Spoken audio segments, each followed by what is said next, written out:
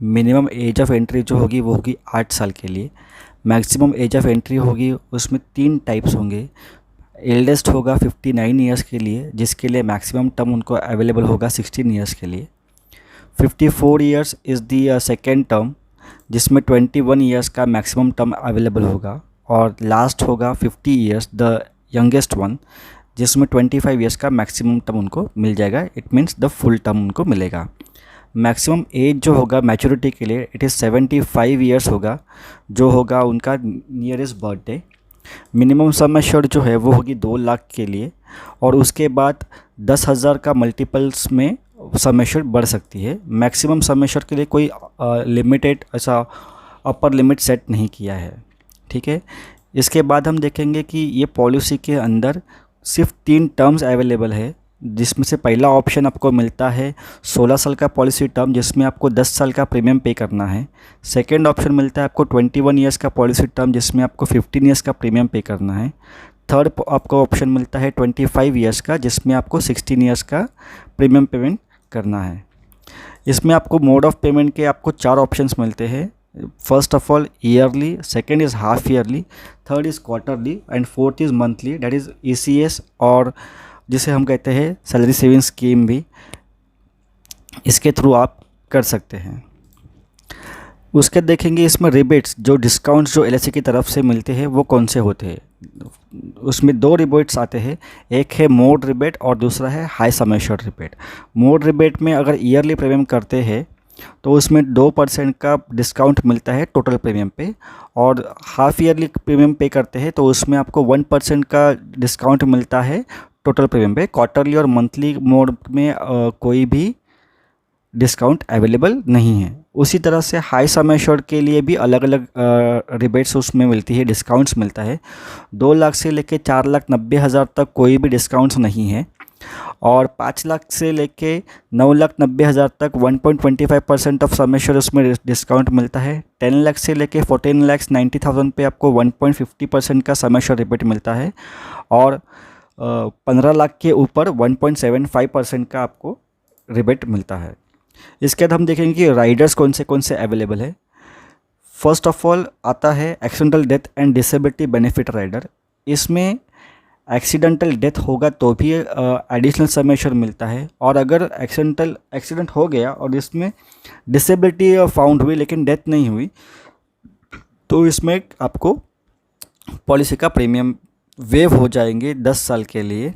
और जो आपका पॉलिसी का जो DAB राइडर जो है उसमें आपको हर साल 10% ऑफ सम एश्योर्ड मिलेगा।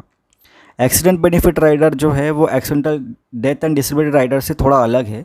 एक्सीडेंट बेनिफिट राइडर में सिर्फ डेथ होगा तो ही उसमें एडिशनल सम एश्योर्ड मिलता है। ठीक है, टर्म इंश्योरेंस राइडर भी इसमें अवेलेबल है, उसमें भी आपको अगर इन केस डेथ होती है तो एडिशनल सम एश्योर्ड मिलता है। New critical illness benefit rider में टोटल 15 इलनेस कवर किए गए हैं। वो 15 इलनेस में अगर आप क्लेम आता है तो वो मिल सकता है, ये भी एडिशनल आपको पे करना है। प्रीमियम वेयर बेनिफिट राइडर जो हो है इस पॉलिसी में नया ऐड हुआ है। जो भी माइनर बच्चे हैं उनका अगर पॉलिसी निकालना है और उसमें अगर प्रपोजर को PWB लेना है तो उसमें अभी अवेलेबल है, पहले ये अवेलेबल नहीं था। इसकी जो मैक्सिमम प्रीमियम वेयर बेनिफिट की जो एज लिमिट है वो है 17 साल के लिए, और मैक्सिमम टर्म रहेगा 25 ईयर्स जब तक उनका पॉलिसी होल्डर की एज अटेंड होती है। अगर मान लीजिए कि 17 साल का बच्चे का पॉलिसी निकालते हैं और उसमें मिनिमम टर्म जो है वो 10 साल का अगर लेते हैं प्रीमियम पेइंग टर्म, तो 25वें साल तक अगर प्रपोजर की डेथ होती है तो प्रीमियम वेव हो जाएंगे, लेकिन 26वें साल का और 27 साल में प्रीमियम पे करना होगा। मैच्योरिटी में अभी देखेंगे क्या क्या अवेलेबल है। मैच्योरिटी में बेसिक सम एश्योर्ड मिलेगी प्लस एक्रूड बोनस मिलेगा, और FAB अगर अवेलेबल है तो FAB उसमें मिलेगा।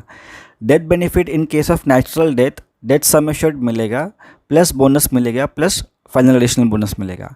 अभी डेथ सम एश्योर्ड और बेसिक सम एश्योर्ड में डिफरेंस ये है कि डेथ सम एश्योर्ड जो है वो 105% होगा मिनिमम, 105% होता है आपका बेसिक सम एश्योर्ड का।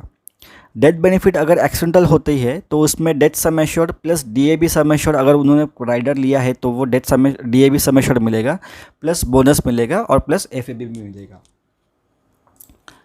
अभी हम देखेंगे मैच्योरिटी का सेटलमेंट में। मैच्योरिटी का सेटलमेंट के लिए यहाँ पे टोटल 4 ऑप्शंस है। पहला ऑप्शन है 5 साल के लिए मैच्योरिटी को सेटलमेंट करके लेना है। सेकेंड ऑप्शन है 10 साल के लिए लेना है।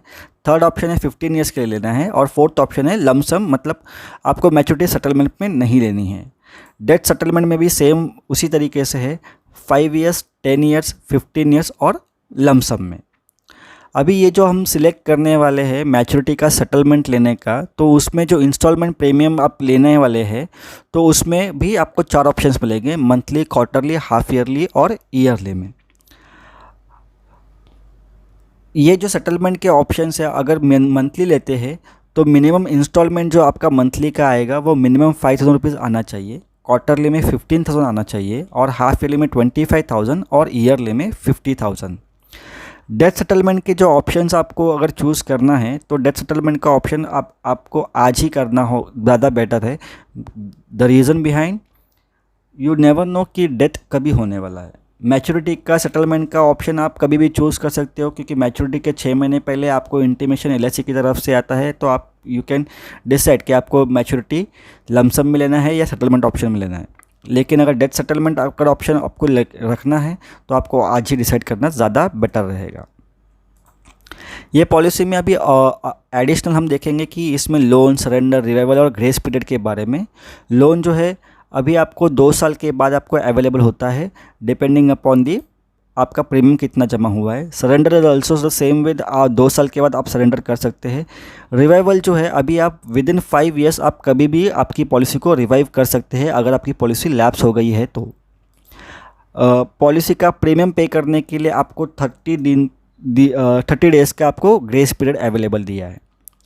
अभी हम देखेंगे कि पॉलिसी के जो 3 टर्म्स है वो 3 टर्म्स के लिए कौन से अलग अलग तरीके से उसमें प्रीमियम आते हैं और उसके बेनिफिट्स क्या क्या है और उसमें टोटल प्रीमियम के सामने आपका एक्चुअल गेन कितना होता है। सो फर्स्ट हम देखेंगे 16 साल का टर्म और प्रीमियम पेइंग टर्म जो है आपका आएगा 10 ईयर्स का। अगर इसमें आप देखते हैं तो सम एश्योर्ड हमने लिया है 10 लाख का, जिसमें ईयरली प्रीमियम आता है 87,456 और टोटल प्रीमियम आप 10 साल में पे करते हो 8,57,613 रुपया। अभी ये जो डिफरेंस अगर आप देखते हैं तो वो डिफरेंस इसलिए आता है क्योंकि सेकेंड ईयर के बाद अगले 9 साल के लिए आपका जीएसटी कम हो जाता है, वो उसके वजह से आपका 8,70,000 नहीं होके 8,57,000 हो जाता है। इस पॉलिसी में एक्यूमुलेटेड बोनस जो रेडी होता है वो होता है 6,88,000, एफएबी 25,000 को काउंट करते हैं और टोटल मैच्योरिटी अगर हम देखते हैं तो होती है 17,13,000 रुपया। अगर हम 17,13,000 में से टोटल प्रीमियम अगर घटा देते हैं तो आपका नेट गेन जो आता है वो आता है 8,55,387 का। सेकेंड जो टर्म है वो है 21 ईयर्स के लिए और जिसमें प्रीमियम पेइंग टर्म रहेगा 15 ईयर्स का, जिसमें सम एश्योर्ड होगा सेम हमने 10 लाख का ही लिया है, जिसमें ईयरली प्रीमियम आता है 56,000 का और टोटल प्रीमियम आप पे करते हैं 8,23,311 रुपीज़ का, जिसमें एक्यूमुलेटेड बोनस जो है वो आता है 9,87,000, एफएबी आएगा 1 लाख का, टोटल मैच्योरिटी आएगी 20,87,000 की और नेट गेन अगर आप देखते हो तो आता है 12,63,689 का। अगर अब हम यहाँ पे चेक करते हैं तो 10 लाख का पॉलिसी के लिए आपने ईयरली प्रीमियम 87,000 पे किया था और 15 ईयर्स का पीपीटी में 21 ईयर्स का पॉलिसी में आप 56,000 ईयरली प्रीमियम पे कर रहे हो। एट द सेम टाइम आपका टोटल प्रीमियम 8,57,000 है और आपका 21 ईयर्स में 8,23,000 का है। यहाँ पे अगर आप देखते हो तो यहाँ पे आप लगभग 30,000 रुपये से 34,000 रुपया आप प्रीमियम कम पे करते हो और उसके सामने आपको मैच्योरिटी वैल्यू भी ज़्यादा मिलती है। उसका पीछे का रीज़न है कि आपका एक्यूमुलेटेड बोनस जो है वो भी बढ़ रहा है और एट द सेम टाइम आपका एफबी भी बढ़ रहा है। थर्ड जो टर्म है वो है 25 ईयर्स की, जिसमें आपको 16 ईयर्स के लिए प्रीमियम पे करना है। अगर हम देखेंगे तो पहले वाले से सिर्फ 1 साल ज़्यादा प्रीमियम पे करना है, जिसकी वजह से आपका ईयरली प्रीमियम जो है वो 47,000 हो जाता है, जिसमें आप टोटल प्रीमियम जो है वो 7.44% आपको मिल रहा है। अगर इसको हम लोग सिंपल सी भाषा में बोले तो 10 लाख के पॉलिसी के लिए आपको सिर्फ 7.5 लाख रुपया प्रीमियम पे करना पड़ रहा है, जिसमें आपका बोनस जो है जमा हो रहा है वो है 12,50,000 रुपया, और आपका FAB जो जनरेट हो रहा है वो है 4,50,000 रुपया। टोटल मैच्योरिटी आपको आ रही है 27 लाख रुपीज़ की, और आपका नेट गेन आता है 19,55,000 का। अगर हम इसमें देखेंगे तो ज़्यादा बेनिफिट्स जो है वो 25 ईयर्स का प्लान में मिल जाता है कस्टमर को, क्योंकि उसका रीज़न है कि आपका प्रीमियम भी कम से कम आता है, और आपका रिस्क कवर जो है वो आपका जो प्रीमियम का लाइबिलिटी जो है वो 16 ईयर्स में ख़त्म हो जाता है, लेकिन आपका रिस्क कवर जो है 25 लाख तक आपका कंटिन्यू रहता है। अब हम इसको कैश फ्लो के थ्रू देखेंगे। यहाँ पे हमने सेम एग्जांपल लिया है जो हमने प्रीवियस स्लाइड में लिया था। 10 लाख का पॉलिसी में अगर आप देखते हो यहाँ पे, तो आपका नॉर्मल जो रिस्क कवर है नेचुरल में वो आता है 10,50,000 रुपये का, और एक्सीडेंटल रिस्क कवर जो है आपका आता है 20,50,000 रुपये का। यहाँ पे आपको देखते हैं कि ईयरली प्रीमियम जो है वो 47,514 है, और उसके बाद जो आपका जो प्रीमियम जो आता है वो सेम वे 46,491 हम कंटिन्यूसली आ रहा है। अगर आप देखते हैं तो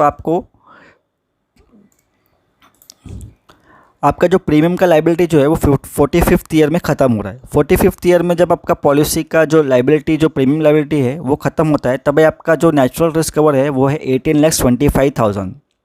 मतलब आपका पॉलिसी में 8,25,000 रुपये का बोनस जमा हो गया है, और अब आपका जो एक्सीडेंटल रिस्क कवर जो है वो 28,25,000 रुपीज़ का हो गया है। अगर आप आगे देखते हैं 46th ईयर से, तो आपका जो बोनस जो है वो कंटिन्यूसली एक्रूड होते जा रहा है। तो यहाँ पे अगर हम लोग सिंपल सा देख सकते हैं कि आपका प्रीमियम पेमेंट रुकने के बाद भी आपका जो इंश्योरेंस रिस्क कवर जो है वो कंटिन्यूसली बढ़ रहा है, और वो बढ़ते बढ़ते 54th ईयर में 27 लाख आता है, और 54th ईयर में जब आपकी एज हो जाती है 54 ईयर्स की, तो आपका जो एक्सीडेंटल रिस्क कवर जो है वो 37 लाख होता है। आई होप कि आपको ये समझ में आया होगा। अगर आपको कुछ भी डाउट्स है, क्लैरिफिकेशन चाहिए, कोई भी आपका दूसरा कुछ आपको पूछना है, आप कमेंट बॉक्स में डाल दीजिए, हम लोग उसको रिप्लाई कर लेंगे।